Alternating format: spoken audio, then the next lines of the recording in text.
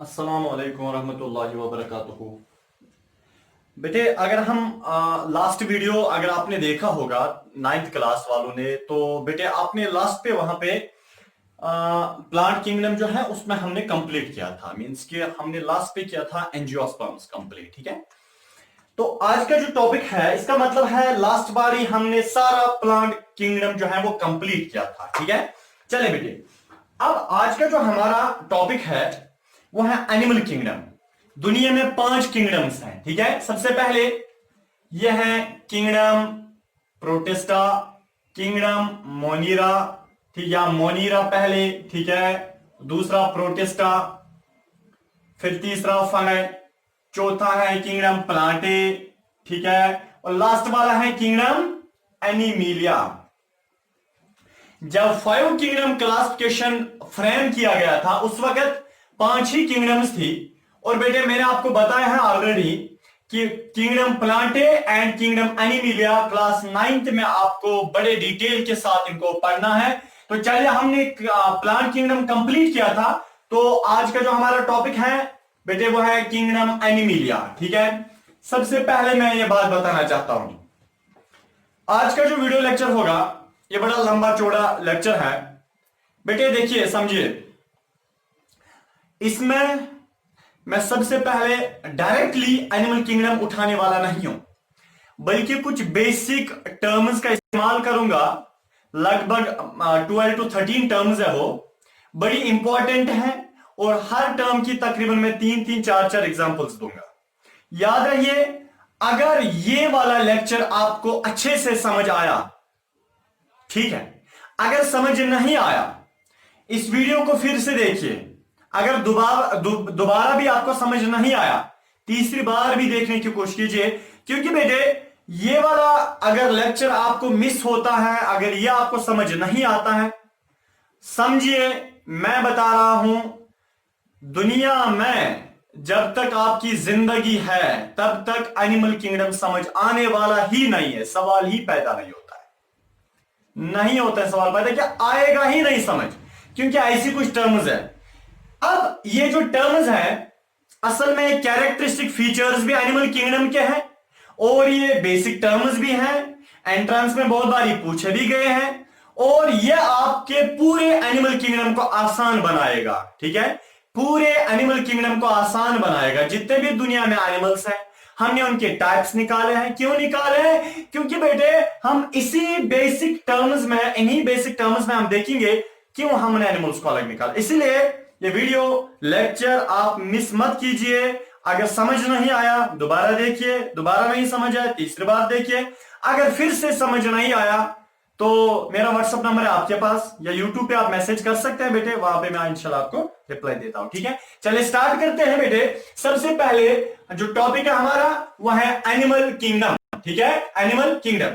चलिए इधर रखें, दुनिया में जब 2 किंगडम क्लासिफिकेशन था, याद कीजिए, दुनिया में जब 2 किंगडम क्लासिफिकेशन था, 2 किंगडम क्लासिफिकेशन के वक्त भी वहां पे कौन कौन सी 2 किंगडम्स थी? एक था किंगडम प्लांटे और किंगडम एनिमिलिया। जब 2 ही किंगडम्स फ्रेम की गई थी उस वक्त भी kingdom protista and kingdom Plantae and kingdom Animalia था। क्लियर? चले, अब इसका मतलब एनिमल किंगडम पहले से ही दुनिया में वजूद इसका दिया गया है। अब जब 3 किंगडम बनाया गया था उसमें भी क्या था, ये एनिमल किंगडम। जब 4 किंगडम बनाया गया था उसमें भी एनिमल किंगडम, और जब 5 किंगडम क्लासिफिकेशन बनाया गया इसमें भी एनिमल्स को अलग एक किंगडम बनाई गई है। देखिए किंगडम क्या होता है, बहुत बारी मैंने आपसे बोला, एनिमल किंगडम का मतलब पूरे दुनिया के एनिमल्स, पूरे दुनिया के एनिमल्स, जितने भी दुनिया में एनिमल्स है उन तमाम एनिमल्स को एक जगह जमा करो। फॉर एग्जाम्पल, वो तो नहीं हो जाएंगे ना, फॉर एग्जाम्पल आइडिया आप लगाओ, उनको आप एक जगह जमा करोगे, वो जो उनका एक ग्रुप बनता है ना पूरे दुनिया के एनिमल्स का, उस ग्रुप को हम बोलते हैं किंगडम एनिमिलिया। ठीक है, क्या बोलते हैं? Kingdom Animalia. चले बेटे, किंगडम एनिमिलिया सबसे पहले आपको पता है दुनिया में 1.2, याद रखिए 1.2 मिलियन, 1.2 मिलियन स्पीशीज है एनिमल्स की। 1.2 मिलियन स्पीशीज एनिमल्स की हैं। पूरे दुनिया में इतने एनिमल्स हैं, 1.2 मिलियन स्पीशीज है इनकी। चलिए बेटे, सबसे पहले हम किनको एनिमल्स हम बोलेंगे, हम एनिमल्स किनको बोलेंगे? जैसे मैंने आपको बताया था जब हमने प्लांट किंगडम पढ़ा था, याद कीजिए बेटे, उस वक्त मैंने आपसे बताया था हम प्लांट्स उनको बोलते हैं जो ऑटोट्रॉफिक होते हैं, हम प्लांट्स उनको बोलते हैं बेटे जो मल्टीसेलुलर होते हैं, हम प्लांट्स उनको बोलते हैं जो यूकेरियोटिक होते हैं। इसका मतलब प्लांट्स यूकेरियोटिक होते हैं, प्लांट्स मल्टीसेलुलर होते हैं, प्लांट्स ऑटोट्रॉफिक होते हैं। अब बेटे अगर हम यहां पे बात करेंगे एनिमल्स की, एनिमल्स जो हैं वो मल्टीसेलुलर होते हैं। क्या होते हैं बेटे? एनिमल्स क्या होते हैं? मल्टीसेलुलर होते हैं। नंबर एक कैरेक्टर एनिमल्स का वो मल्टीसेलुलर होते हैं। नंबर सेकंड ये कैरेक्टर एनिमल्स का वो क्या होता है? यूकेरियोटिक होते हैं। क्या होते हैं बेटे? यूकेरियोटिक। और न थर्ड एनिमल्स का वो बेटे क्या होते हैं? हेटेरोट्रॉफिक। क्या होता है? हेटेरोट्रॉफिक। इसका मतलब तीन कैरेक्टर्स एनिमल्स के हैं, तीन कैरेक्टर्स एनिमल्स के हैं। एक है बेटे सबसे पहला मल्टीसेलुलर, यूकेरियोटिक और हेटेरोट्रॉफिक। बट इन तीन कैरेक्टर्स के अलावा मैं आपसे ये बोलना चाहता हूं कि ये तीन कैरेक्टर्स एनिमल्स में होते हैं। जितने भी दुनिया में एनिमल्स है बेटे वो सारे के सारे मल्टीसेलुलर होंगे। क्या होंगे? वो सारे के सारे मल्टीसेलुलर होंगे। जितने भी दुनिया में एनिमल्स हैं वो सारे के सारे यूकेरियोटिक होंगे। जितने भी दुनिया में एनिमल्स है बेटे वो सारे के सारे हेटेरोट्रॉफिक होंगे। तो क्लियर हुआ? बट बेटे मुझे बताने दो, जितने भी दुनिया में एनिमल्स हैं वो लोकोमोशन दिखाते हैं। क्या दिखाते हैं? लोकोमोशन। लोकोमोशन का मतलब वो मूवमेंट करते हैं, चाहे कोई कम मूवमेंट करता है कोई ज्यादा मूवमेंट करता है, इसका मतलब मूवमेंट तो होती है। एनिमल्स वो होते हैं जो लोकोमोशन करते हैं, जो मूवमेंट दिखाते हैं। इतना ही नहीं बेटे, अगर एनिमल्स में सर हमने तो पढ़ा है कि फंगई किंगडम, याद कीजिए बेटे एंट्रेंस में एक बार ही पूछा गया है, फंगई किंगडम जो है फंगई भी मल्टीसेलुलर होते हैं, फंगई भी यूकेरियोटिक होते हैं, फंगई भी हेटेरोट्रॉफिक होते हैं। सर तावन हंस पियो ये क्या हंस फंगई के मल्टीसेलुलर, एनिमल के मल्टीसेलुलर, फंगई भी यूकेरियोटिक, एनिमल्स भी यूकेरियोटिक, फंगई भी हेटेरोट्रॉफिक, एनिमल्स भी हेटेरोट्रॉफिक। ये क्या हंस दलिल आप देखे बेटे। बट याद रखिए फंगई में सेल वॉल होता है, फंगई में सेल वॉल होता है, फंगई में सेल वॉल होता है जो काइटिन का बना होता है। एनिमल्स में कोई भी सेल वॉल नहीं होता है, totally cell wall is absent, cell wall is absent. इसका मतलब है सेल वॉल इनमें बेटे एब्सेंट होता है, कोई भी सेल वॉल नहीं होता है। तो हमें यहां पे एक क्लियर होता है कि फंगई और एनिमल्स में फर्क इतना ही है, फंगई में सेल वॉल होता है, एनिमल्स में सेल वॉल नहीं होता है। अब बेटे जितने भी दुनिया में एनिमल्स हैं हम अब इनको क्लासिफाई करेंगे, क्योंकि एक जैसे नहीं है। कुछ एनिमल्स 4 टांगे वाले हैं, कुछ एनिमल्स 2 टांगे वाले हैं, कुछ एनिमल्स क्या फ्लाई करते हैं, कुछ एनिमल्स पानी में रहते हैं, कुछ एनिमल्स टेरेस्ट्रियल यानी कि जमीन के ऊपर रहते हैं, कुछ एनिमल्स का डाइजेस्टिव सिस्टम होता है, कुछ एनिमल्स का डाइजेस्टिव सिस्टम नहीं होता है। इसी बेसिस पे हम एनिमल्स को क्लासिफाई करेंगे। सर किस बेसिस पे? अरे मैं यहां पे बहुत सारी बेसिस यानी कि किस बुनियाद पे, वही बुनियाद मैं यहां पे रखता हूं। किस बुनियाद पे, किस बेसिस पे मैं एनिमल्स को क्लासिफाई करूंगा बेटे याद रखिए। तो इसीलिए मैंने ऊपर लिखा कि बेसिस ऑफ क्लासिफिकेशन, एनिमल्स जितने भी दुनिया में है मैं किस बेसिस पे उनको अलग करता हूं, मैं किस बेसिस पे उनको डिवाइड करता हूं, मैं किस बेसिस पे उनको अलग निकालता हूं ग्रुप से बेटे, इसी को हम बोलते हैं बेस ऑफ क्लासिफिकेशन। सबसे पहले बेटे याद रखिए ये टर्मिनोलॉजी बहुत इंपॉर्टेंट है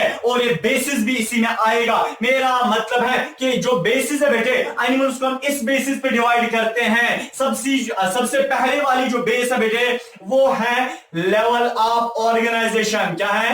लेवल ऑफ पहली जो बेस है लेवल ऑफ ऑर्गेनाइजेशन। क्या मतलब ऑर्गेनाइजेशन? लेवल ऑफ ऑर्गेनाइजेशन का मतलब क्या है सर? आप देखिए लेवल ऑफ ऑर्गेनाइजेशन का बेटे मतलब ये होता है कि एक ऑर्गेनिज्म कितने सेल्स का बना है, किस चीज का बना है, ठीक है बेटे, उसी को हम बोलते हैं लेवल ऑफ ऑर्गेनाइजेशन। क्या हद क्या है? अगर एक ऑर्गेनिज्म सेल्स का बना है मगर सेल्स का हद क्या है, कितने नंबर ऑफ सेल्स हैं, उसी को हम बोलते हैं लेवल ऑफ ऑर्गेनाइजेशन। याद रखिए बेटे कुछ एनिमल्स दुनिया में ऐसे होते हैं जो खाली एक सेल के बने होते हैं, जो खाली एक सेल के बने होते हैं, उनको हम बोलते हैं cellular level of organisation. Cellular level of organisation, cellular level of organisation. याद रखिए बेटे, कुछ एनिमल्स दुनिया में एक सेल के बने होते हैं, उनको हम बोलते हैं सेलुलर लेवल ऑफ ऑर्गेनाइजेशन। देखिए बेटे, सबसे पहले मैंने आपको बताया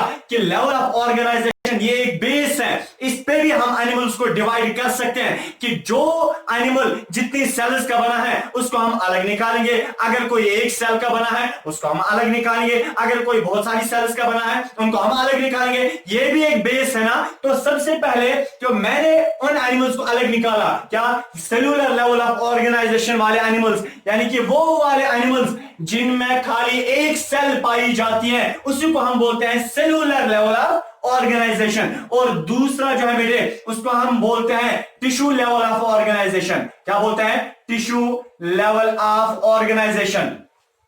टिश्यू लेवल ऑफ ऑर्गेनाइजेशन का मतलब है अगर कोई एनिमल बहुत सारी सेल्स, बट वो सेल्स सेम टाइप की होनी चाहिए, same type of cells having common origin, that's known as a tissue.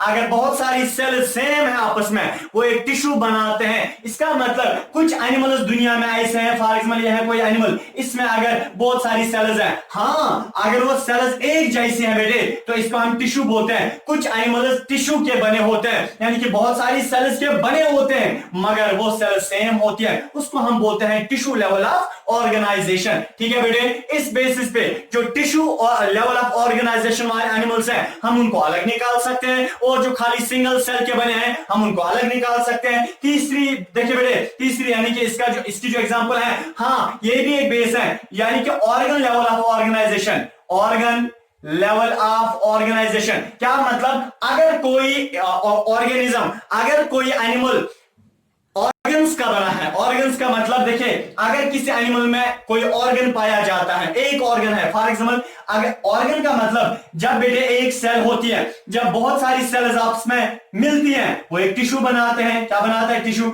और जब बहुत किस्म के टिश्यूज आपस में मिलते हैं, उन्होंने एक ऑर्गन बनाया। देखिए बेटे, अगर किसी एनिमल में ऑर्गन पाया जाता है, ऑर्गन तांच है वाला बना, उसको हम बोलते हैं ऑर्गन लेवल ऑफ ऑर्गेनाइजेशन। ऐसे एनिमल्स को हम अलग निकालेंगे जिनमें ऑर्गन पाया जाता है। क्या पाया जाता है? ऑर्गन पाया जाता है, उनको हम क्या निकालेंगे? अलग निकाल सकते हैं। अब देखिए चौथा जो है बेटे, उसको हम बोलते हैं organ system level of organisation. Organ system level of organisation क्या मतलब? ऑर्गन सिस्टम, जब बहुत सारे ऑर्गन्स आपस में मिल जाते हैं उनको हम ऑर्गन सिस्टम बोलते हैं। जैसे हमारी बॉडी में डाइजेस्टिव सिस्टम, उसमें ऑर्गन, स्टोमक एक ऑर्गन है बेटे, इसी तरह हमारी बॉडी में इंटेस्टाइन एक ऑर्गन है, किडनीज अलग ऑर्गन है, लिवर अलग ऑर्गन है। इसका मतलब है कि हमारी बॉडी में बहुत सारे ऑर्गन सिस्टम्स पाए जाते हैं, तो इसको हम बोलते हैं organ system level of organisation. जो हमारी बॉडी में, क्योंकि हमारी बॉडी में ऑर्गन सिस्टम लेवल है, यानी कि बहुत सारे ऑर्गन्स पाए जाते हैं। अगर किसी ऑर्गेनिज्म में खाली एक ऑर्गन पाया जाता है उसको हम ऑर्गन लेवल ऑफ ऑर्गेनाइजेशन बोलते हैं। अगर किसी ऑर्गेनिज्म में, किसी एनिमल में बहुत सारे ऑर्गन्स पाए जाते हैं, बहुत सारे एजा पाए जाते हैं, वारिया तांच लबनेवन, ऐसी सिस्टम ऑफ ऑर्गेनाइजेशन को हम organ system level of organisation बोलते हैं। अगर मुश्किल लगा वीडियो को पीछे आप कर सकते हैं और फिर से देख सकते हैं। ठीक है बेटे, तो इसका मतलब है पहली बुनियाद जो हमारे पास है, जिस बुनियाद की बिना पे हम एनिमल्स को अलग निकाल सकते हैं, वो कौन सी बुनियाद है? कि जो सिर्फ सेल्स के बने हैं एनिमल्स, हम उनको अलग निकालेंगे। हाँ कैसे? देखिए बेटे, तमाम दुनिया के एनिमल्स को फॉर मैंने यहां पे रखा, मैं अब इनसे बता रहा हूं, आप में से जो एक सेल का बना है, खाली एक सेल, वो अलग निकल जाओ, वो इधर निकले। हाँ, फिर मैं इनसे बता रहा हूं, आप में से जो टिश्यू के बने हैं वो अलग निकल जाओ, वो यहां पे आ गए। फिर से मैं बता रहा हूं, आप में से जो टिश्यू सिस्टम के बने हैं, सॉरी ऑर्गन्स के बने हैं, वो यहां पे निकल जाओ, जो ऑर्गन्स के बने वो यहां पे निकले। मैं इनसे बता रहा हूं, आप में से जो ऑर्गन सिस्टम्स के बने हैं, मींस कि जिनमें बहुत सारे ऑर्गन्स हैं, वो अलग निकल जाओ और वो यहां पे निकले। इसका मतलब हमारे पास एक क्राइटेरिया है, हमारे पास एक रूल है, हमारे पास एक बुनियाद है, हमारे पास एक बेसिस है, जिस बेसिस को लेके हम पूरे दुनिया के एनिमल्स को डिवाइड कर सकते हैं। वो कौन सी बेस है? Level of organisation. कि हम एनिमल्स में देखेंगे इनमें लेवल ऑफ ऑर्गेनाइजेशन क्या है, मींस कि कितने सेल्स के बने हैं। क्लियर हुआ? चलिए आगे जाते हैं थोड़ा सा। आप बेटे दूसरा हम देखेंगे लिविंग हैबिटेट। लिविंग हैबिटेट का मतलब है रहन सहन। एनिमल्स जितने भी दुनिया में है, कुछ एनिमल्स पानी में रहते हैं, कुछ एनिमल्स बेटे इसी तरह हवा में रहते हैं, ठीक है ना, और कुछ एनिमल्स जमीन के ऊपर रहते हैं। कुछ एनिमल्स ऐसे होते हैं जो कभी पानी में भी रहते हैं और कभी खुश्क जमीन के ऊपर भी रहते हैं। उस स्पेसिस पे हम एनिमल्स को डिवाइड कर सकते हैं, उसी को हम बोलते हैं लिविंग हैबिटेट, कि इनका रहन सहन कहां पे है। तो बेटे हम यहाँ पे एनिमल्स को ऐसे डिवाइड कर सकते हैं कि जो एनिमल्स पानी में रहते हैं हम उनको अलग निकालेंगे, उनको हम बोलते हैं एक्वाटिक ऑर्गेनिजम्स या एक्वाटिक एनिमल्स। एक्वाटिक एनिमल्स का मतलब ये वो एनिमल्स होते हैं जो पानी में रहते हैं, ठीक है। और दूसरे बेटे उनको हम बोलते हैं टेरेस्ट्रियल। टेरेस्ट्रियल एनिमल्स वो होते हैं बेटे जो खुश्क जमीन के ऊपर रहते हैं। तीसरा बेटे हमारे पास है जिनको हम बोलते हैं एम्फीबियनस। क्या बोलते हैं? एम्फीबियनस। जरा आप मुझे बताएं, मुझे यहाँ पे एंट्रेंस का क्वेश्चन याद आया जो 2006 में पूछा गया था। वो क्वेश्चन बेटे ये था कि एम्फीबियंस ऑफ प्लांट किंगडम किनको हम बोलते हैं? जल्दी बताइए, जो बताएगा मैं उसको ₹2 देता हूं। Bryophytes, very good. अब देखिए, चले इधर के, तो इसका मतलब है कि दुनिया में जितने भी एनिमल्स हैं हमें इनका रहन सहन देखना है। फॉर एग्जाम्पल ये तमाम दुनिया के एनिमल्स मैंने यहां पे जमा किए। अब मैं एनिमल से बता रहा हूं कि आप पैसे जो जो पानी में रहता है वो अलग निकल जाओ, पानी के अंदर रहने वाले अलग निकल गए, और फिर जो बाकी बचते हैं उनसे मैं बता रहा हूं जो खुश्क जमीन के ऊपर रहते हैं वो अलग निकल जाओ, वो भी अलग निकले। फिर जो बाकी और एनिमल्स बचे मैं इनसे बता रहा हूं कि आप पैसे जो जो ऑर्गेनिज्म कभी पानी में भी रहता है कभी खुश्क जमीन के ऊपर आता है वहां रहता है तो वो अलग निकल जाओ बेटे, वो अलग निकले। इसका मतलब है कि दुनिया में एक और बेसिस है जिस बुनियाद को लेके हम पूरे दुनिया के एनिमल्स को डिवाइड कर सकते हैं। वो कौन सी बुनियाद है? वो है लिविंग हैबिटेट। कौन सा ऑर्गेनिज्म कहां पे रहता है? जो पानी में रहता है उसको अलग, जो खुश्क जमीन के ऊपर रहता है उसको अलग निकाल सकते हैं। जो बेटे दोनों जगह रहता है, कभी पानी में भी कभी खुश्क जमीन के ऊपर रहता है, उसको हम अलग निकालेंगे। ये एक और बेसिस है बेटे। अब हम देखेंगे नंबर ऑफ जर्म लेयर्स, तीसरी जो बुनियाद है। देखिए बेटे, अब नंबर ऑफ जर्म लेयर का मतलब क्या होता है?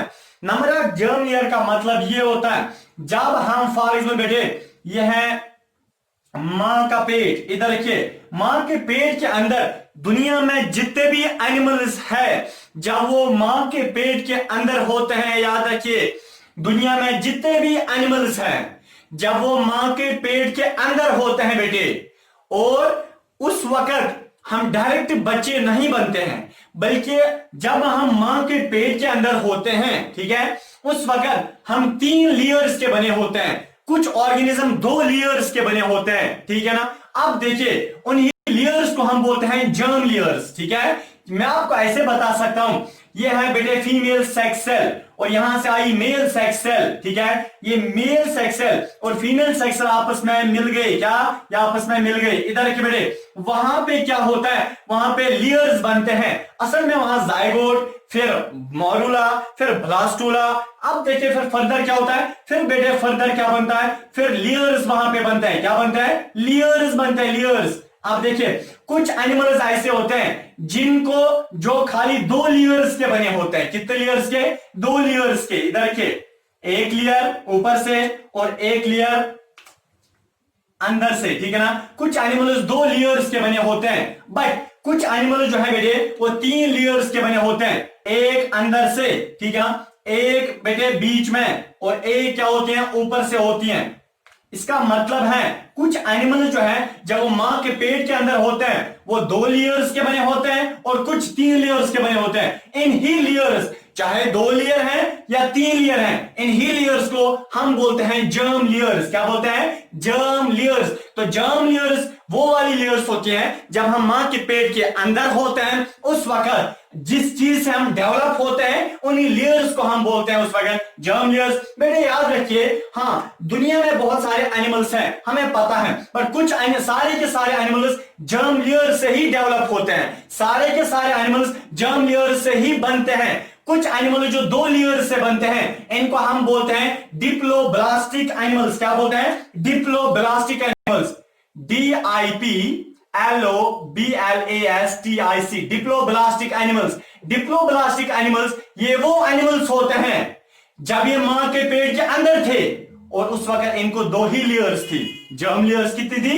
दो ही, या मैं ऐसे बता सकता हूं डिप्लोब्लास्टिक एनिमल्स ये वो एनिमल्स होते हैं जब ये मां के पेट के अंदर थे उस वक्त इन्होंने राइज किया खाली दो लेयर से, या ऐसे भी मैं बता सकता हूं डिप्लोब्लास्टिक एनिमल्स ये यानी कि ये वो एनिमल्स होते हैं जो दो लेयर से बनते हैं, क्या जो दो जर्म लेयर से बनते हैं उनको हम डिप्लोब्लास्टिक एनिमल्स बोलते हैं। और बेटे ट्रिप्लोब्लास्टिक एनिमल्स वो वाले होते हैं जो तीन लेयर से जन्म लेते हैं। कितने लेयर से? तीन लेयर से। ट्रिप्लोब्लास्टिक एनिमल्स ये वो एनिमल्स होते हैं जो तीन लेयर से जन्म लेते हैं। जब एनिमल्स मां के पेट के अंदर थे उस वक्त अगर इनमें तीन लेयर्स पाए जाते थे, ठीक है, ऐसे एनिमल्स को हम ट्रिप्लोब्लास्टिक एनिमल्स बोलते हैं।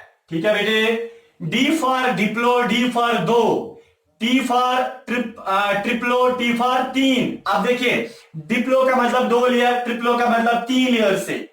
अब इन लेयर्स को हम जर्म लेयर्स बोलते हैं। याद रखिए बेटे, ऊपर वाली जो लेयर होती है उसको हम बोलते हैं एक्टोडर्म, ECTODERM, एक्टोडर्म।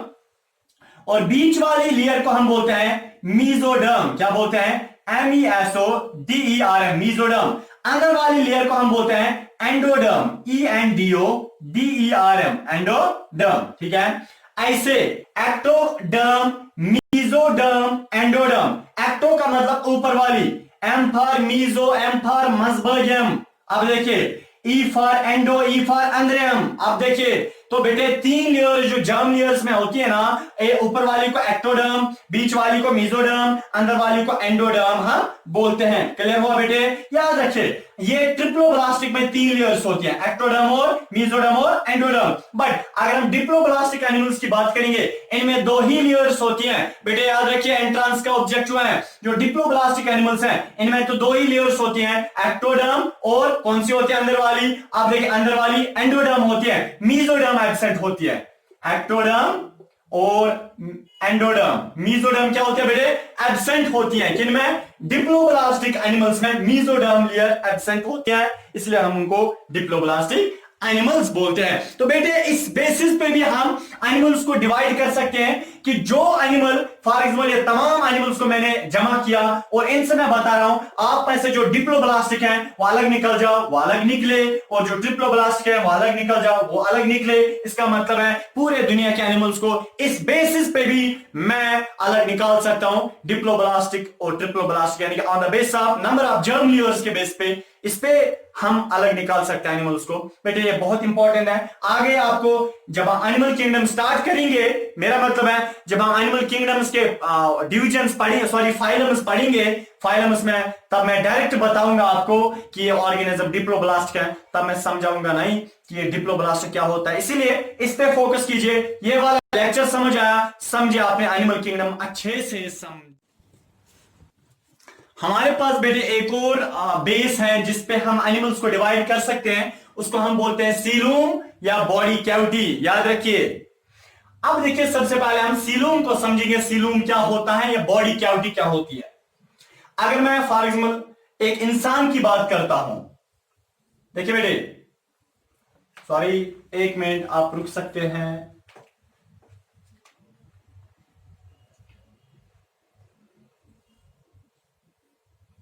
ये कौन बन गया?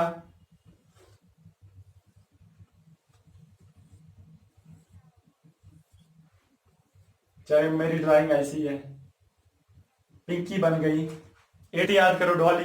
ठीक है, चलिए देखिए बेटे एक और एनिमल है, फॉर एग्जांपल एनिमल का मतलब इंसान भी को हम एनिमल बोल सकते हैं ना।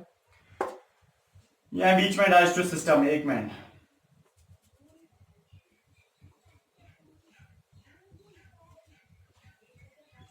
जरा बेटे मुझे बताइए, देखिए बॉडी कैविटी या सीलूम क्या होता है? ये है ना बॉडी की दीवार, साइड में क्या है? ये मेरी बॉडी है, ये है ना साइड में दीवार है ना, मेरी बॉडी में साइड में दीवार, ठीक है, यह इसीलिए ये बाहर से भी इसको है दीवार, जो ब्लू कलर से है।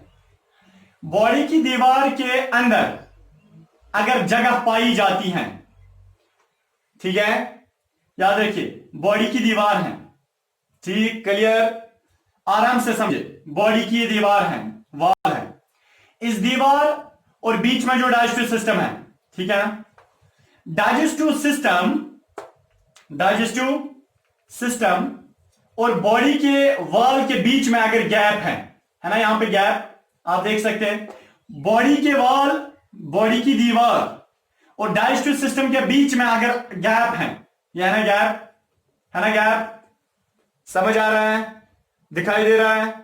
ये जो गैप है बेटे, इसी गैप को हम बोलते हैं सीलोम। क्या बोलते हैं? सीलोम या बॉडी कैविटी। क्लियर? इसका मतलब है बॉडी कैविटी होती है the space between body wall and digestive tract या डाइजेस्टिव सिस्टम है, एलिमेंट्री कनाल या एलिमेंट्री डक्ट। ठीक है, इस चीज को हम बेटे बोलते हैं सीलोम। तो सीलोम होता है, ये वो जगह होती है जो बॉडी की दीवार और डाइजेस्टिव सिस्टम के बीच में पाई जाती है, इसी को हम बोलते हैं सीलोम या बॉडी कैविटी। देखिए, अब हम देखेंगे दुनिया में कैसा कैसा सीलोम होता है, कैसा कैसा सीलोम। ठीक है, सबसे पहले जिन एनिमल्स में ये सीलोम नहीं होता है, कुछ एनिमल्स दुनिया में ऐसे भी हैं उनमें सीलोम होता ही नहीं है, उनमें स्पेस होती नहीं है, उनमें कैविटी होती नहीं है, उनमें जगह होती नहीं है, उनमें सीलोम होता ही नहीं है। ऐसे एनिमल्स को हम बोलते हैं एसीलोमेट्स। क्या बोलते हैं? एसीलोमेट्स। एसीलोमेट्स। एसीलोमेट्स का मतलब ऐसे एनिमल्स जिन एनिमल्स को बॉडी में कैविटी नहीं होती है, बॉडी में स्पेस नहीं होती है, बॉडी में खाली जगह नहीं होती है, फिल इन द ब्लैंक्स नहीं होती है, ऐसे एनिमल्स को हम बोलते हैं एसीलोमेट्स। क्लियर? और जिन एनिमल्स में बेटे होता है, जिन एनिमल्स में स्पेस होती है जैसे हमारी बॉडी, उन एनिमल्स को हम बोलते हैं ईओसीलोमेट्स। EUCOELOMATES, ईओसीलोमेट्स, या उनको हम बोलते हैं ट्रूसीलोमेट्स, TRUE, ट्रूसीलोमेट्स। ईओसीलोमेट्स भी बोल सकते हैं, ट्रूसीलोमेट्स भी बोल सकते हैं, जिनमें ये सीलोम होता है। क्लियर? हाँ, अब कुछ एनिमल्स दुनिया में ऐसे हैं, हमें लगता है उनमें सीलोम होता है, बट एक्चुअली उनमें सीलोम नहीं होता। कुछ एनिमल्स दुनिया में ऐसे हैं, उनमें जब हम उनकी ओर देखेंगे, उनको काटेंगे, फिर देखेंगे, हमें लगता है वहां पे सीलोम होता है, बट वो असली सीलोम नहीं होते, वो नकली सीलोम होता है। सीलोम लाइक होता है, बट एक्चुअली वो सीलोम नहीं होता है। ऐसा सीलोम जो रॉन्गली होता है, यानी कि जो फॉल्स सीलोम होता है, जो यानी कि ट्रू सीलोम नहीं होता, उस सीलोम को हम बोलते हैं सीडोसीलोम। सीडोसीलोमेट्स हम उनको बोलते हैं जिनमें ये फॉल्स सीलोम होता है, जिनमें परफेक्ट सीलोम नहीं होता है, जिनमें लगता है सीलोम है बट एक्चुअली वो सीलोम नहीं होते, उनको हम बोलते हैं सीडोसीलोमेट्स। क्लियर? चलिए नेक्स्ट है बेटे, देखिए बेटे, नेक्स्ट ऐसे एनिमल्स होते हैं जिनको हम बोलते हैं हीमोसीलोमेट्स। हीमोसीलोमेट, हीम का मतलब ब्लड, सीलोम। हीमोसीलोमेट्स का मतलब ऐसे एनिमल्स जिनमें सीलोम होता है, जिनमें सीलोम होता है, बट उस सीलोम वो खाली जगह वहां पे नहीं होती है, बल्कि उस सीलोम में उस वक्त वहां पे ब्लड प्रेजेंट होता है। क्या होता है उस सीलोम में? क्या होता है? खून। अगर एनिमल्स कुछ दुनिया में ऐसे हैं जिन एनिमल्स का सीलोम प्रेजेंट होता है, बट सीलोम में वो खाली नहीं रहती है वहां पे वो जगह, बल्कि वहां पे ब्लड पाया जाता है, ऐसे सीलोम को हम बोलते हैं हीमोसीलोम, और ऐसे एनिमल्स को हम बोलते हैं हीमोसीलोमेट्स। हीमोसीलोमेट्स ऐसे एनिमल्स जिन एनिमल्स के सीलोम में ब्लड पाया जाता है। या आप सीलोम देख सकते हैं बेटे।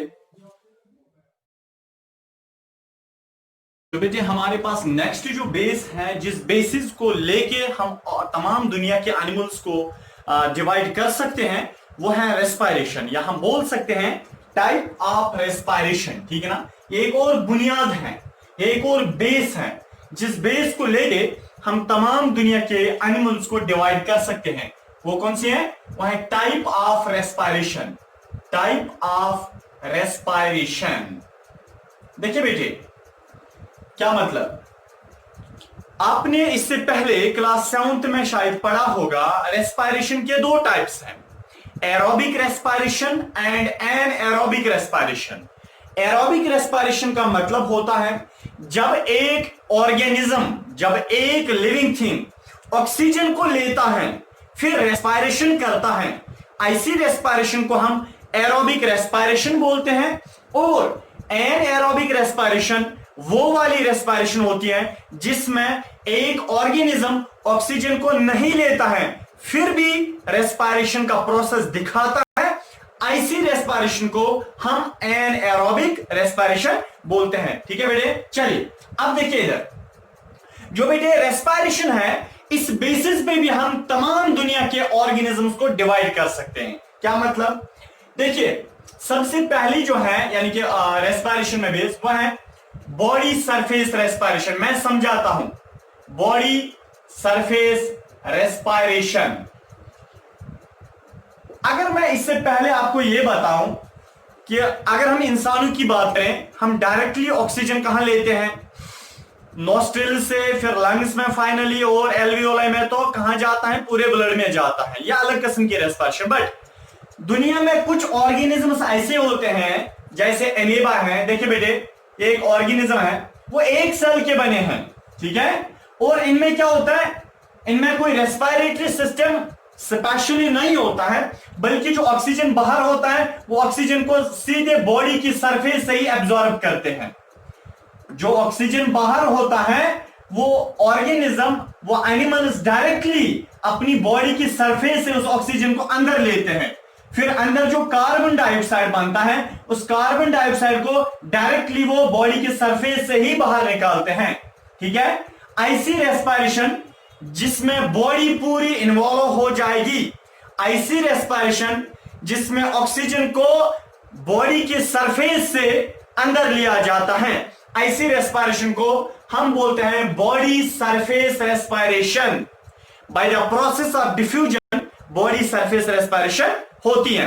तो मैं बता सकता हूं कुछ एनिमल्स दुनिया में ऐसे हैं जो बॉडी सरफेस रेस्पिरेशन दिखाते हैं, और कुछ एनिमल्स दुनिया में ऐसे बेटे जो गिल रेस्पिरेशन दिखाते हैं। गिल रेस्पिरेशन, देखिए बेटे गिल रेस्पिरेशन का दूसरा नाम है branchial respiration, BRANCHIL, BRACHIL, branchial respiration, branchial sorry branchial respiration. देखिए गिल रेस्पिरेशन और ब्रैंकियल रेस्पिरेशन कुछ एनिमल्स दिखाते हैं।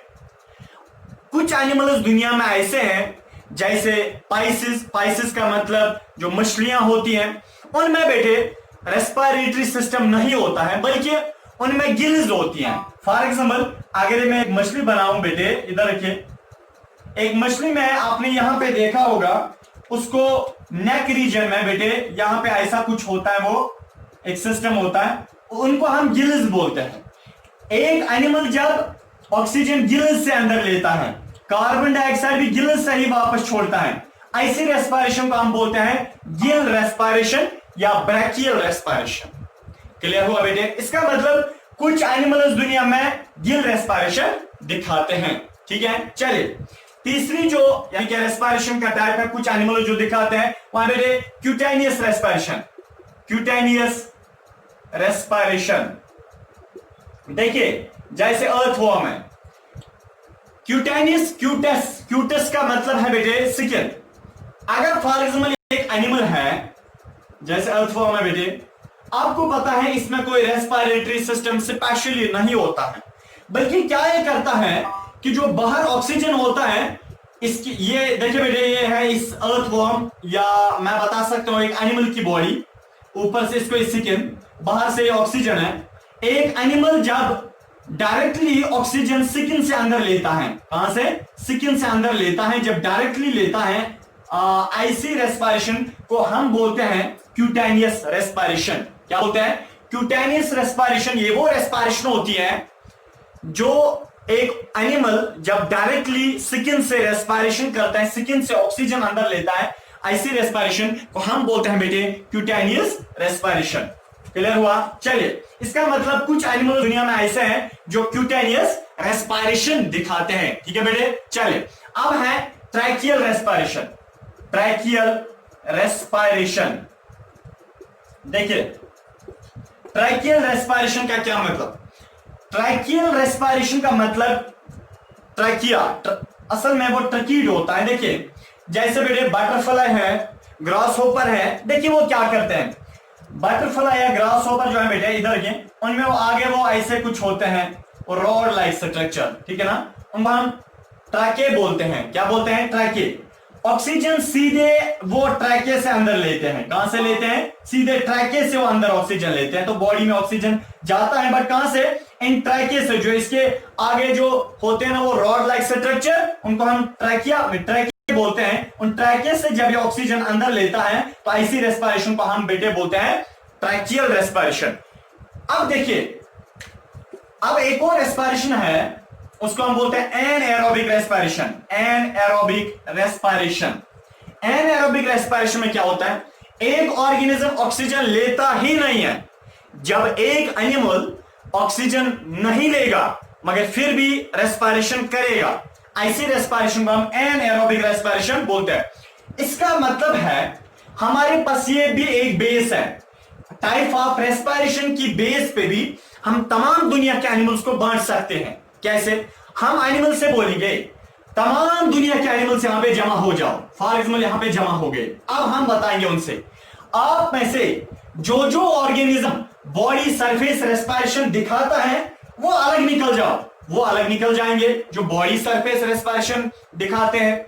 और हम बोलेंगे बाकियों से, आप में से जो जो गिल रेस्पिरेशन दिखाता है वो अलग निकल जाओ। जो गिल रेस्पिरेशन करते हैं या ब्रैकियल रेस्पिरेशन वो अलग निकल गए। फिर हम बोलेंगे आप जो बाकी बच गए उनसे बोलेंगे आप में से जो क्यूटेनियस रेस्पिरेशन करते हैं, जो स्किन से रेस्पिरेशन करते हैं वो अलग निकल जाओ। तो स्किन रेस्पिरेशन करने वाले एनिमल्स अलग निकले। इस तरह ट्रैकियल रेस्पिरेशन करने वाले एनिमल्स अलग निकले, जो ऑक्सीजन नहीं लेते हैं वो वाले एनिमल्स अलग निकले। इसका मतलब है हमारे पास एक और बेस है जिस बेसिस को लेके हम तमाम दुनिया के एनिमल्स को डिवाइड कर सकते हैं बेटे, वो है टाइप ऑफ रेस्पिरेशन।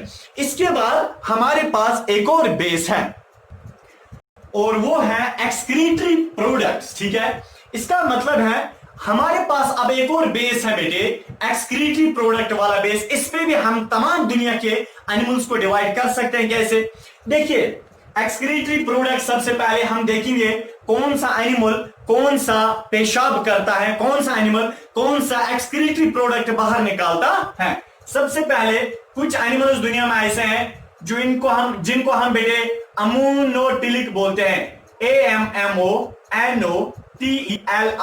अमोनोटिलिक एनिमल्स। मैं समझाता हूं आपको ये क्या होता है। देखिए, ये पॉइंट समझाने से पहले बेटे जितने भी मैंने अभी तक पॉइंट्स बताए उनको अच्छे से याद रखिए, ध्यान से याद रखिए, क्योंकि पूरे एनिमल किंगडम में आपको असल में वही पढ़ना है। अगर ये आपने नहीं देखा, अगर ये आपने नहीं समझे ये पॉइंट्स, बेटे याद रखिए एनिमल किंगडम दिमाग में घुसने वाली बात नहीं है। ठीक है बेटे, चलिए।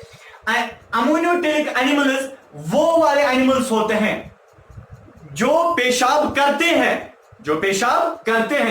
जो एक्सक्रीटरी प्रोडक्ट बाहर निकालते हैं, बट उनके एक्सक्रीटरी प्रोडक्ट में या उनके पेशाब में अमोनिया होता है। क्या होता है? NH4। इसका मतलब कुछ एनिमल्स दुनिया में ऐसे हैं उनके पेशाब के साथ अमोनिया होता है। ऐसे एनिमल्स को हम बोलते हैं अमोनोटिलिक एनिमल्स। ठीक है बेटे, चलिए। कुछ एनिमल्स ऐसे हैं उनको हम बोलते हैं यूरियोटिलिक, UREOTELIC, यूरियोटिलिक एनिमल्स। देखिए बेटे, यूरियोटिलिक एनिमल्स वो वाले एनिमल्स होते हैं जो पेशाब के साथ यूरिया निकालते हैं। क्या निकालते हैं? यूरिया। इसका मतलब उनके पेशाब में ज्यादा क्वांटिटी यूरिया की होती है। बेटे, ऐसे एनिमल्स जिनके पेशाब के साथ यूरिया निकलता है, ऐसे एनिमल्स को हम यूरियोटिलिक एनिमल्स बोलते हैं। नेक्स्ट है बेटे जिनको हम गवानोटिलिक बोलते हैं, GUANOTELIC, गवानोटिलिक एनिमल्स। गवानोटिलिक एनिमल्स ऐसे एनिमल्स होते हैं जिनके पेशाब के साथ गवानीन होता है। ठीक है ना, गवानीन एक एक्सक्रीटरी प्रोडक्ट होता है। अब जिन एनिमल्स के पेशाब में गवानीन होता है उनको हम गवानोटिलिक एनिमल्स बोलते हैं। ठीक है बेटे, हाँ। नेक्स्ट है उनको हम बोलते हैं यूरिकोटिलिक, URICOTELIC, यूरिकोटिलिक एनिमल्स। यूरिकोटिलिक एनिमल्स ऐसे एनिमल्स बेटे होते हैं जिनके पेशाब में यूरिक एसिड होता है। क्या होता है? Uric acid. तो बेटे जिन एनिमल्स के पेशाब में यूरिक एसिड की क्वांटिटी पाई जाती है, ऐसे एनिमल्स को हम यूरिकोटिलिक एनिमल्स बोलते हैं। इसका मतलब है बेटे हमारे पास एक और बुनियाद है, हमारे पास एक और बेस है, जिस बेस को लेके हम पूरे दुनिया के एनिमल्स को डिवाइड कर सकते हैं। जैसे अभी मैंने किया था, मैं ऐसे काम करता हूं, तमाम दुनिया के एनिमल्स को जमा करता हूं, फिर इनसे बताता हूं आप में से जो अमोनियोटिलिक एनिमल है वो अलग निकल जाओ, जो यूरिकोटिलिक है वो अलग निकल जाओ, जो गवानोटिलिक है वो अलग निकल जाओ, जो यूरिकोटिलिक है वो अलग निकल जाओ। फिर वहां पे क्या रहा? कुछ नहीं रहा, तो एनिमल्स डिवाइड हो गए। क्लियर हुआ बेटे? चले अब इसके बाद हमारे पास एक और बेस है, जिस बेस को लेके हम तमाम दुनिया के एनिमल्स को डिवाइड कर सकते हैं। वो है बेटे स्केलेटन। देखिए बेटे स्केलेटन क्या होता है? स्केलेटन का मतलब होता है ढांचा, हड्डियों का ढांचा। ठीक है, चले आपको पता है हमारी बॉडी, इंसानों की बॉडी में भी हड्डियों का ढांचा होता है। ठीक है बेटे, चलिए इधर देखिए। स्केलेटन दुनिया में दो किस्म का होता है। एनिमल जो होते हैं तकरीबन हर एक एनिमल के पास स्केलेटल सिस्टम होता है, exceptions are always there, but लगभग तमाम एनिमल्स के पास स्केलेटल सिस्टम होता है। वो स्केलेटल सिस्टम दो किस्म का होता है। सबसे पहले स्केलेटल सिस्टम का बेटे काम होता है वो हमारी बॉडी को स्ट्रेंथ देता है। ठीक है बेटे, तो स्केलेटल सिस्टम दो किस्म का होता है। एक को हम बोलते हैं ये एंडोस्केलेटन, ENDOSKELE एंडोस्केलेटन, और दूसरा होता है EXOSKELETON। अब देखिए एक्सोस्केलेटन और एंडोस्केलेटन वाले एनिमल्स, एक्सो का मतलब सबसे पहले एंडोस्केलेटन और दूसरा है एक्सोस्केलेटन। एंडो का मतलब होता है अंदर, एक्सो का मतलब होता है बाहर। एंडोस्केलेटन, स्केलेटन अंदर है बॉडी के अंदर, एक्सोस्केलेटन स्केलेटन बाहर है बॉडी से बाहर। इसका मतलब कुछ एनिमल्स का स्केलेटल सिस्टम बॉडी के अंदर होता है, ऐसे एनिमल्स का जो ये स्केलेटल सिस्टम होता है उस वाले स्केलेटल सिस्टम को हम बोलते हैं एंडोस्केलेटन।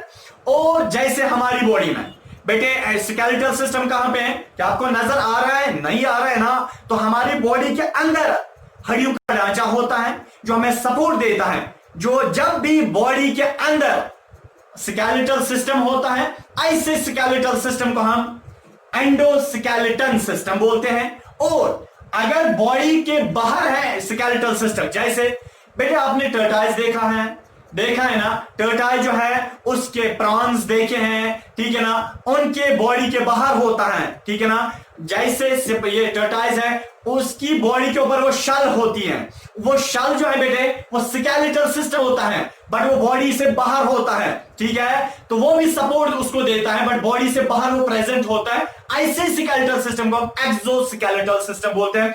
इस बेसिस पे भी हम एनिमल्स को डिवाइड कर सकते हैं। हम बोल सकते हैं दुनिया में जितने भी एनिमल्स हैं जमा हो जाओ, फिर बोलेंगे उनसे कि आप एनिमल्स में से जिसका स्केलेटल सिस्टम अंदर पाया जाता है यानी कि एंडोस्केलेटन, वो अलग निकल जाओ, और जिसका बाहर है वो अलग निकल जाओ। ठीक है बेटे, अब इसके बाद हमारे पास एक और बेस है जिस बेस को लेकर हम एनिमल्स को डिवाइड कर सकते हैं।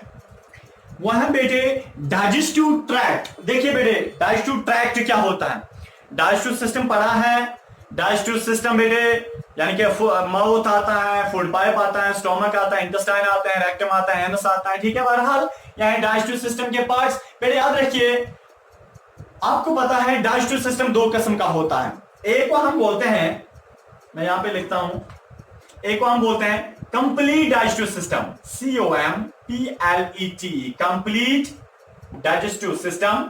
दूसरे को हम बोलते हैं बेटे incomplete digestive system. Complete digestive system and incomplete digestive system. अगर मैं थोड़ा इंसानों का यहां पे डाइजेस्टिव सिस्टम बना लूं, ठीक है बेटे, देखिए जल्दी में मैंने बनाया,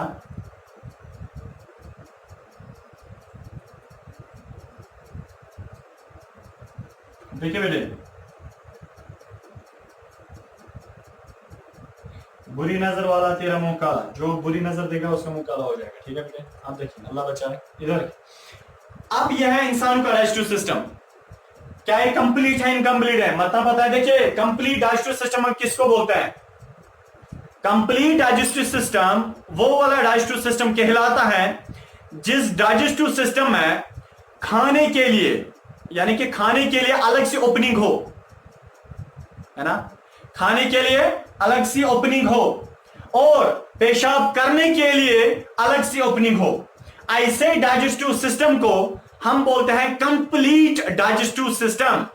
ऐसा डाइजेस्टिव सिस्टम जिस डाइजेस्टिव सिस्टम में खाने के लिए, फूड खाने के लिए अलग सी ओपनिंग हो, अलग सा छेद हो, अलग सा होल हो, और पेशाब बाहर निकालने के लिए मीन्स एक्सक्रीटरी प्रोडक्ट बाहर निकालने के लिए, मीन्स की वेस्ट बाहर निकालने के लिए अलग सी यानी कि ओपनिंग हो, अलग सा होल हो, ठीक है। ऐसे डाइजेस्टिव सिस्टम जिसमें खाने के लिए अलग होल हो और पेशाब बाहर निकालने के लिए अलग होल हो, ऐसे डाइजेस्टिव सिस्टम को हम कंप्लीट डाइजेस्टिव सिस्टम बोलते हैं। Example human beings. और बेटे इनकम्प्लीट डाइजेस्टिव सिस्टम वो डाइजेस्टिव सिस्टम कहलाता है जिस डाइजेस्टिव सिस्टम में ओपनिंग दो नहीं होती है, मीन्स के जहां से खाया जाता है वहीं से पेशाब किया जाता है, जहां से खाया जाता है फूड वहीं से पेशाब को बाहर फेंका जाता है। ऐसे डाइजेस्टिव सिस्टम को हम इनकम्प्लीट डाइजेस्टिव सिस्टम बोलते हैं। इसका मतलब है बेटे इनकम्प्लीट डाइजेस्टिव सिस्टम में खाली सिंगल ओपनिंग होती है, वो सिंगल ओपनिंग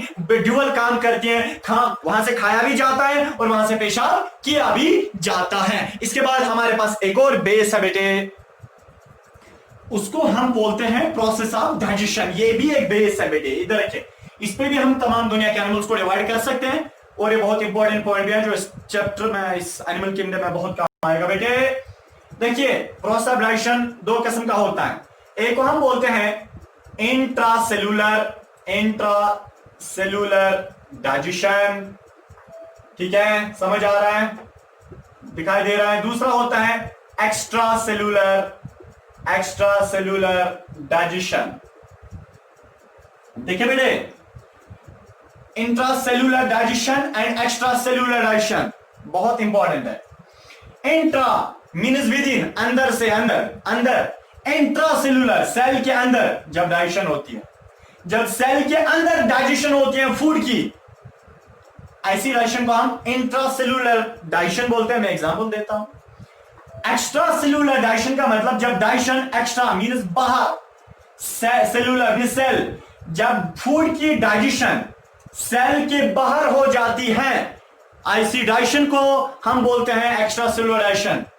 हमारी बॉडी में कौन सी डाइजेशन होती है बताइए, जो बताएगा मैं इसको 1.5 रुपए देता हूं। मत बताएं, इधर रखिए।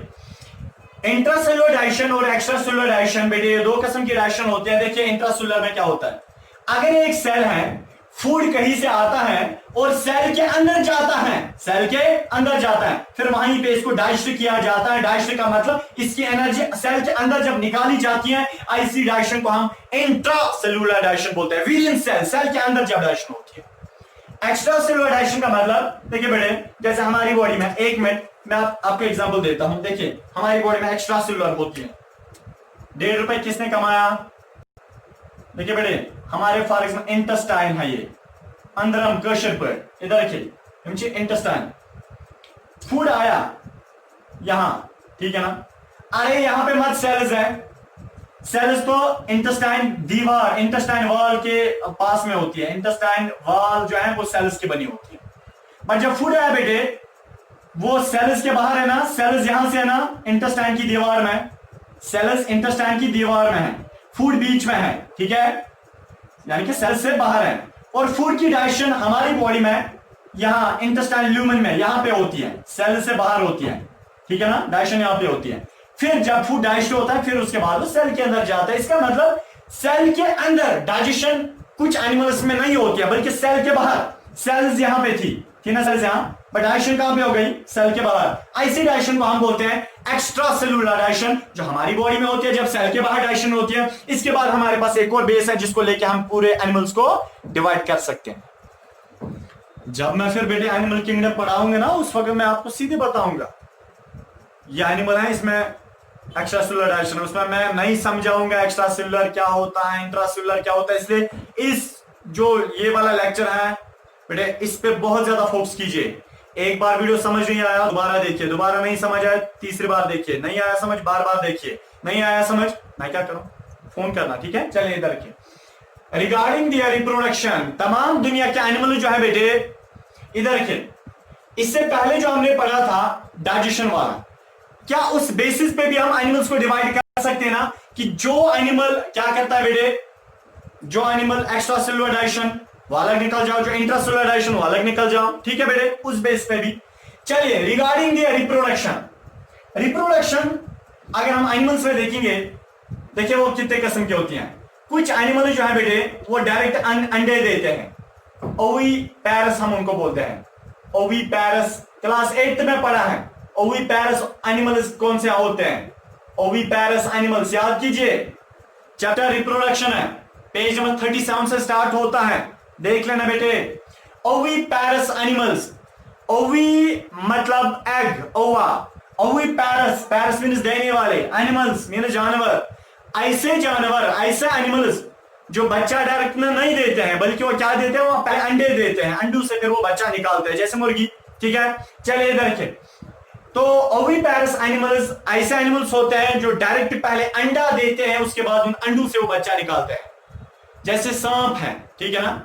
सांप जो है बेटे वो ओविपेरस है।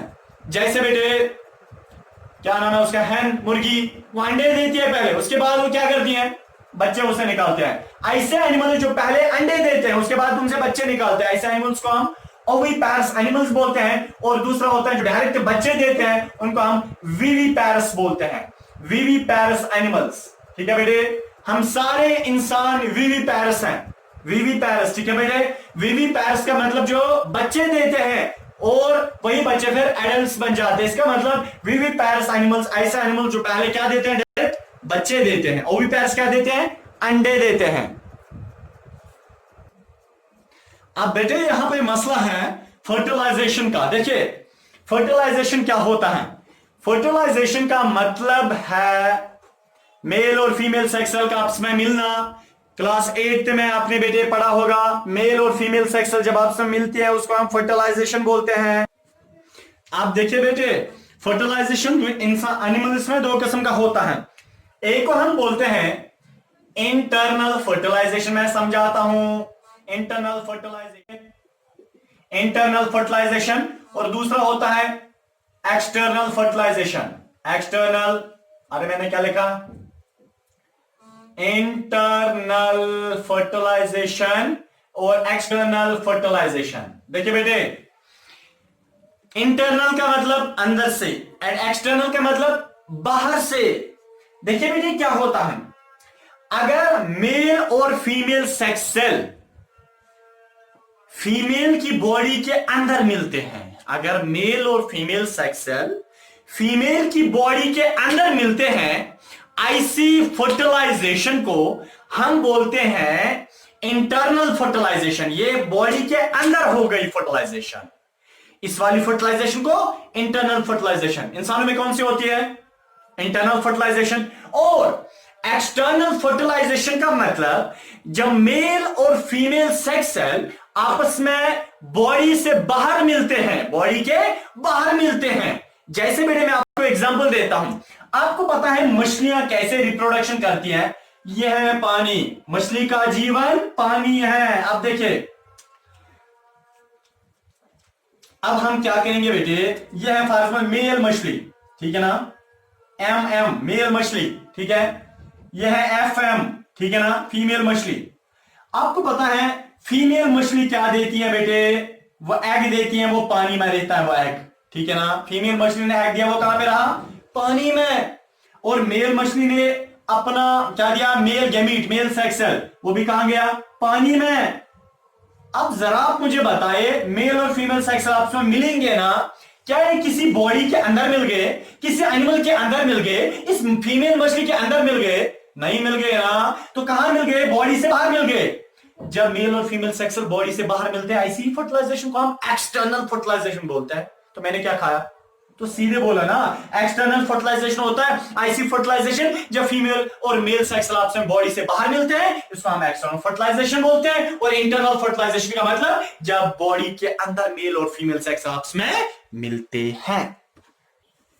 क्या बेटे अब हम इस बेसिस पे एनिमल्स को डिवाइड नहीं कर सकते हैं कि जिसमें इंटरनल फर्टिलाइजेशन वो वाले एनिमल्स अलग निकल जाओ, जिसमें एक्सटर्नल फर्टिलाइजेशन वो वाले एनिमल्स अलग निकल जाओ, कर सकते हैं ना बेटे।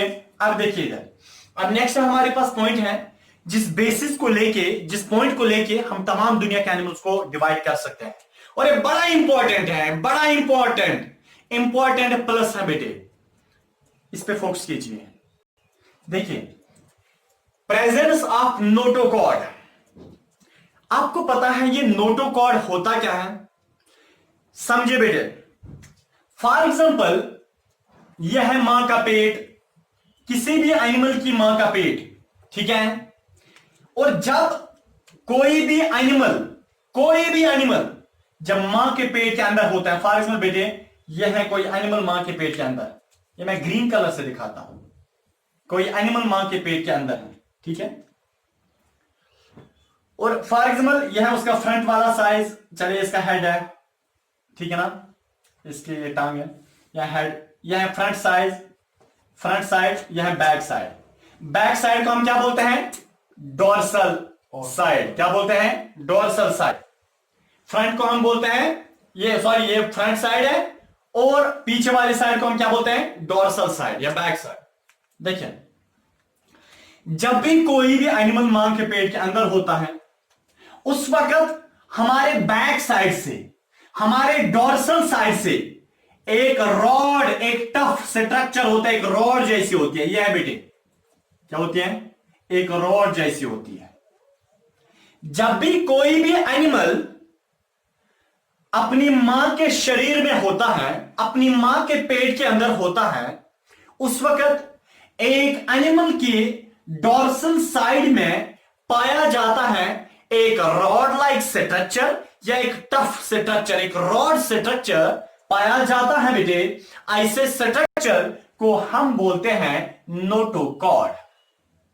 गलती इसमें नहीं करना, बहुत सारे इसमें गलती करते हैं, वो नोटोकॉर्ड को वर्टिब्रेट्स में भी कभी वो नोटोकॉर्ड लाते हैं, इनवर्टिब्रेट्स में भी कभी बोलते हैं इनमें नोटोकॉर्ड होता है। देखिए बेटे, ये जो नोटोकॉर्ड है, इसका कैरेक्टरिस्टिक फीचर ये है, यह हमेशा रॉड लाइक स्ट्रक्चर होता है, टफ होता है, सॉलिड होता है और डोर्सली पाया जाता है। ये इसका कैरेक्टर है। देखिए, जो नोटोकॉर्ड है बेटे, हमेशा ये एनिमल्स में डोर्सल साइड में पाया जाता है, बैक साइड पाया जाता है, बैक साइड, ठीक है ना, बैक साइड यानी कि डोर्सल साइड में पाया जाता है। नंबर एक इसका कैरेक्टर है। नंबर सेकंड, इस नोटोकॉर्ड का कैरेक्टर बेटे वो ये है कि ये सॉलिड होता है। सॉलिड का मतलब ये हॉलो नहीं होता है। हॉलो का मतलब ये ना छन खली आसान के ऐसे इधर के, अगर ये मेरे पास कैप है इस पेन की कैप जो है मेरे अंदर से खाली है, इस तरह ये नोटोकॉर्ड अंदर से खाली नहीं होता है, बल्कि सॉलिड होता है, फिल्ड होता है। और बेटे रॉड लाइक स्ट्रक्चर होता है। क्या होता है? रॉड लाइक स्ट्रक्चर होता है। और ये सपोर्टिव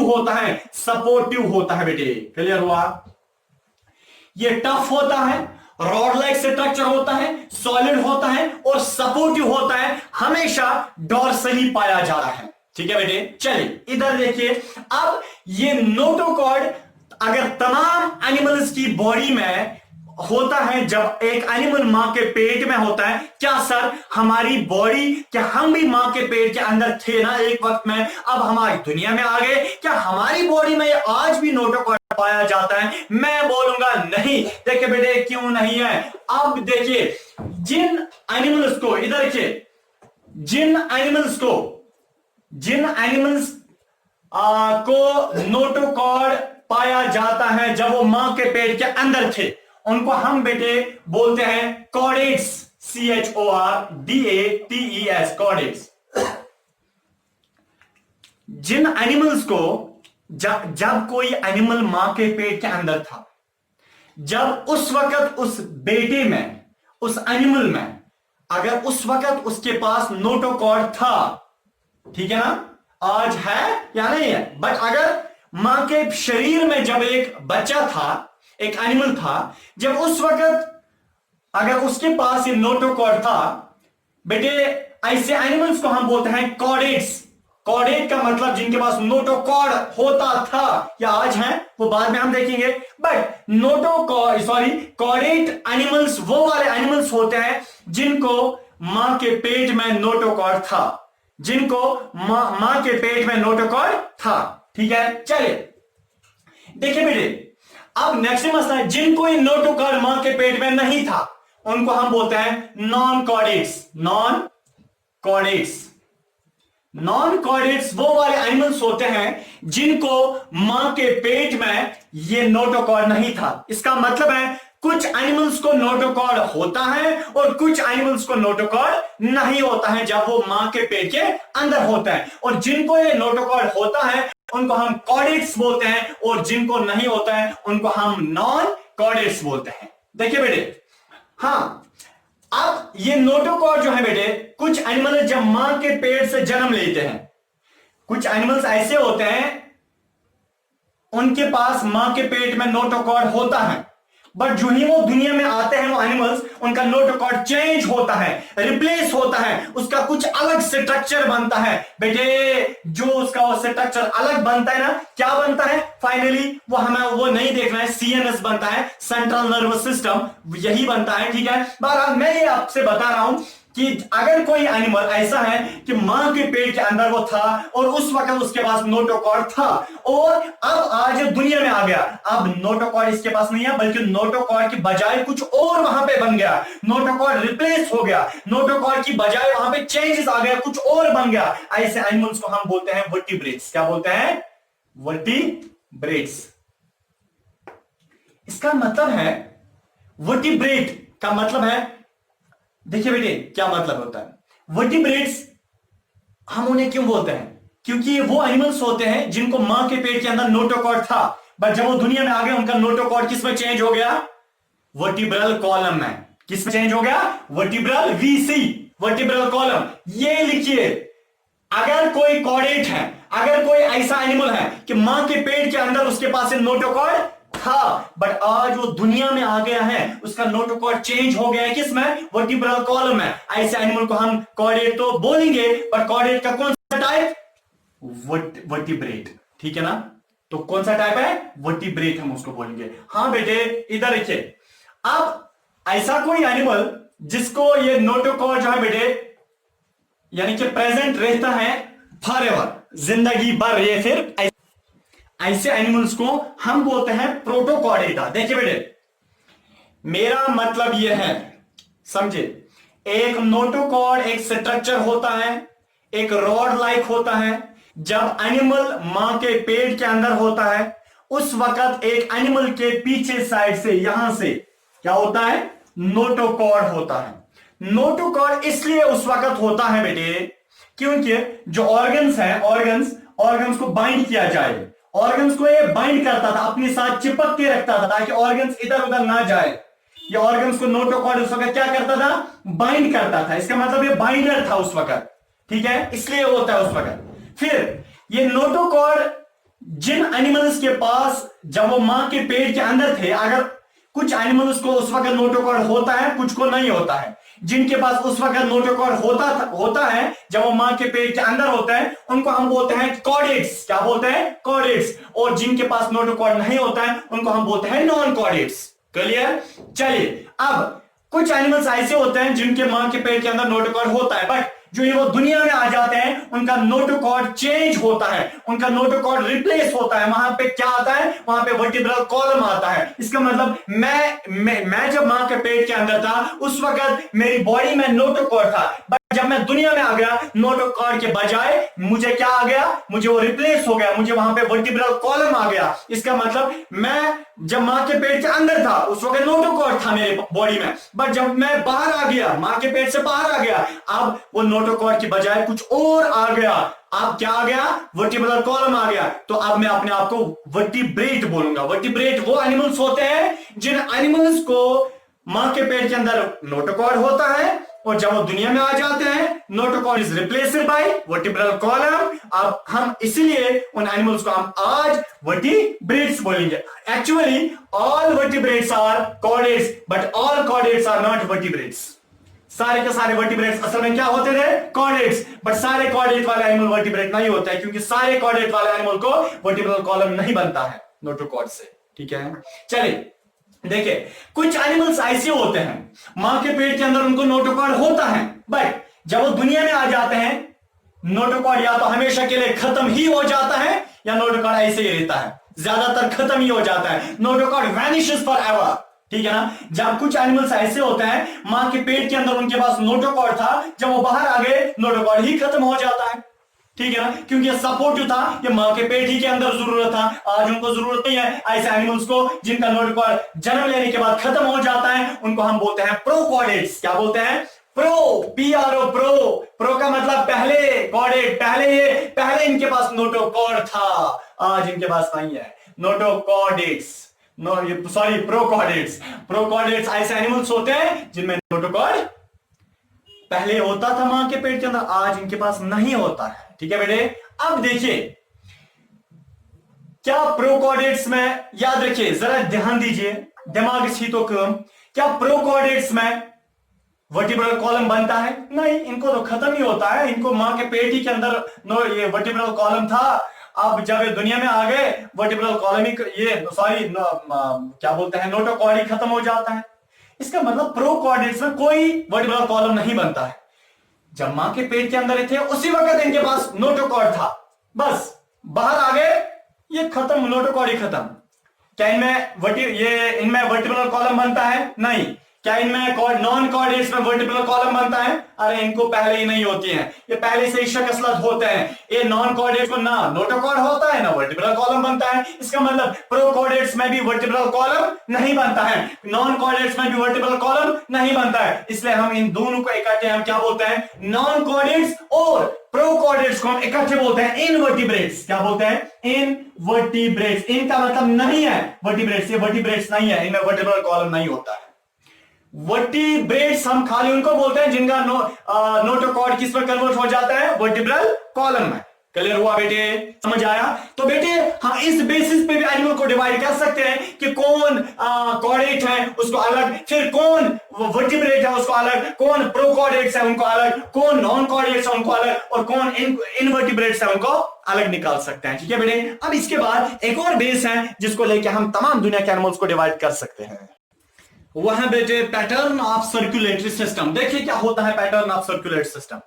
दुनिया में दो किस्म के सर्कुलेटरी सिस्टम होता है, एक को हम बेटे बोलते हैं ओपन, सॉरी पहले मैं क्लोज्ड वाला बताऊंगा, क्लोज्ड सर्कुलेटरी सिस्टम, और दूसरा होता है बेटे ओपन सर्कुलेटरी सिस्टम, ठीक है बेटे। देखिए सर्कुलेटरी सिस्टम एक ऐसा सिस्टम होता है हमारी बॉडी में जहां से खून चलता है, जैसे हार्ट है बेटे, ब्लड वेसल्स हैं और ब्लड है, ये सर्कुलेटरी सिस्टम के मेन 3 पार्ट्स हैं, और जहां से खून इधर उधर जाता है ऐसे सिस्टम को हम सर्कुलेटरी सिस्टम बोलते हैं। हमारी पूरी बॉडी में सर्कुलेटरी सिस्टम फैला होता है। याद रखिए जो सर्कुलेटरी सिस्टम होता है ये दुनिया के एनिमल्स को 2 किस्म का होता है, कुछ एनिमल्स को क्लोज्ड वाला, कुछ एनिमल्स को ओपन वाला होता है। Closed circulatory system and open circulatory system. बेटे मेरा मतलब है कि जो क्लोज्ड सर्कुलेटरी सिस्टम होता है ये सर्कुलेटरी सिस्टम का एक ऐसा टाइप होता है जिसमें खून ब्लड वेसल्स के अंदर चलता है, जिसमें ब्लड खून की नालियों के अंदर चलता है, जिसमें क्लोज्ड होता है,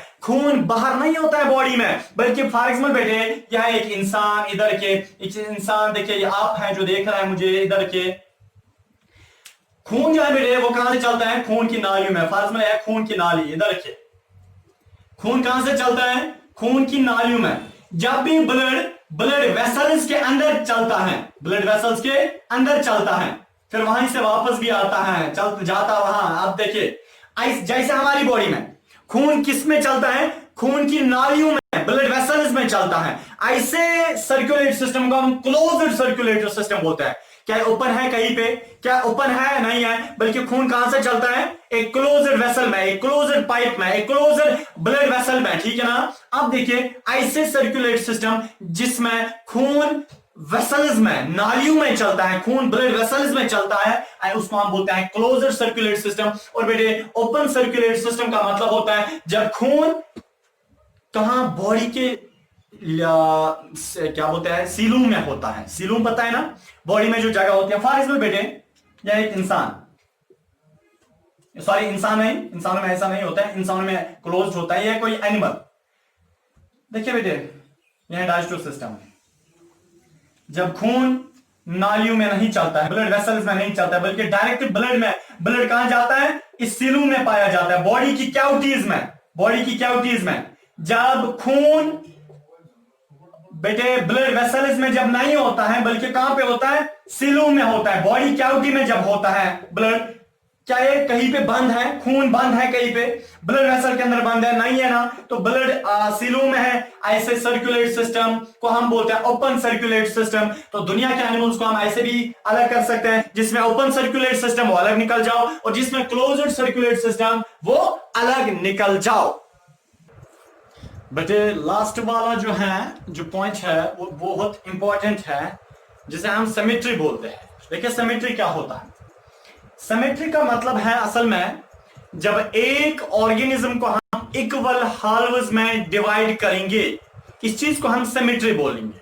ठीक है, फॉर एग्जाम्पल बेटे मैं एक इंसान हूं, एग्जाम्पल मैं देता हूं, अगर आप चाहते हैं कि मैं इक्वल हाल्व्स में अपने आप को डिवाइड करूं, then what I have to do, तो बेटे मुझे एक सैजाइटल लाइन यहां से डालनी है कि मैं इक्वल हाल्व्स में डिवाइड हो जाऊंगा।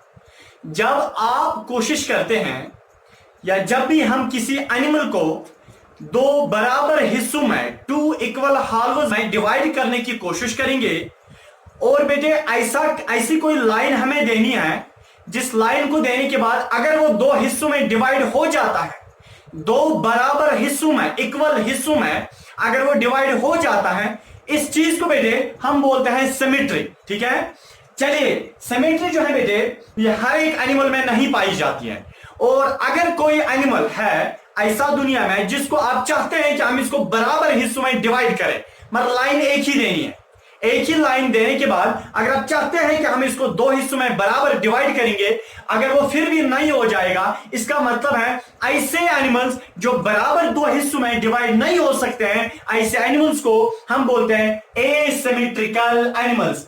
ASYMMETRIC,